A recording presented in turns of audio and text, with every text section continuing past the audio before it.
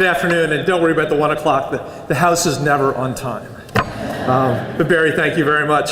And I love my new job. It's only actually been 10 months, or 10 and a half months. But in many different jobs I've had, I find this is the most fun, fulfilling, interesting, and most of my friends are retiring at my age, and I'm just starting, which just feels terrific. And I love bringing the business perspective to the job.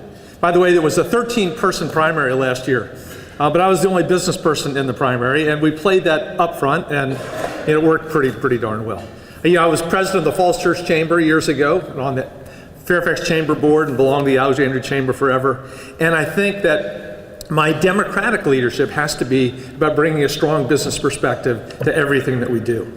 And we have a great delegation with Mark and Tim and the 11 of us, and I'm told that we are the most cohesive bipartisan delegation of any state out there. Meet every month and work together well, so we're very fortunate. I am a Democrat in the minority in the House, 188 of us. The last time there were that few, Harry Truman was president. And it's so different. When I was lieutenant governor, I only got to vote when there was a tie, right? But for a long time there was a 2020 Senate, and so I cast the record for all-time tie votes. And I was on the winning side every single time.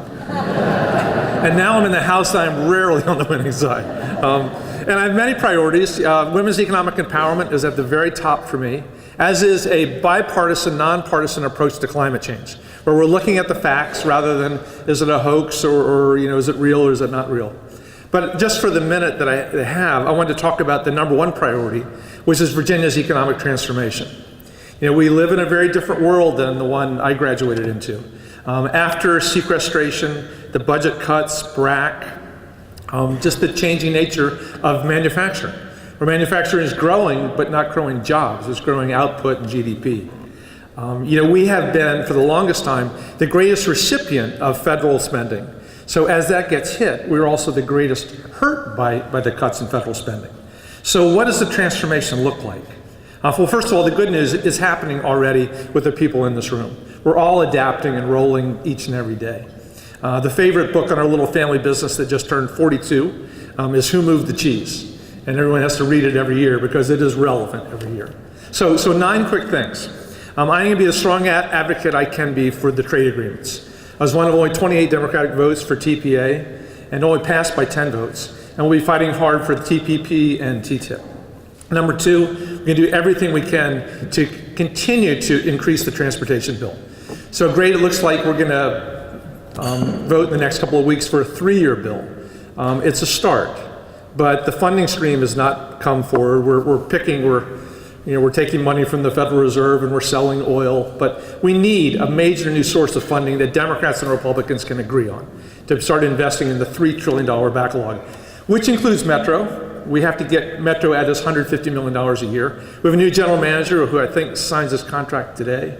But that's so critical for everybody living in Northern Virginia. Number 3, we got to fix the tax code. It's crazy it is 35% for corporations. Paul Ryan, our new speaker, said his greatest fear is that American corporations are going to continue to move offshore and invert when they're faced with a 35% tax rate.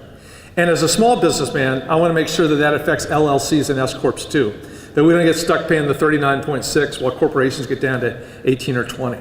Number 4, we need immigration reform. It's the workforce of today and it's the workforce of tomorrow. 2/3 of the 321 people that we employ were born in a different country. Number 5, we need the FBI in Northern Virginia. And we have a very bipartisan group working on this to make that happen. Number 6, I was proud to vote for the EXIM Bank. I believe there are 125 Virginia companies that have current EXIM Bank loan guarantees right now. Very, very important. Number 7, we want the new cybersecurity campus in Virginia.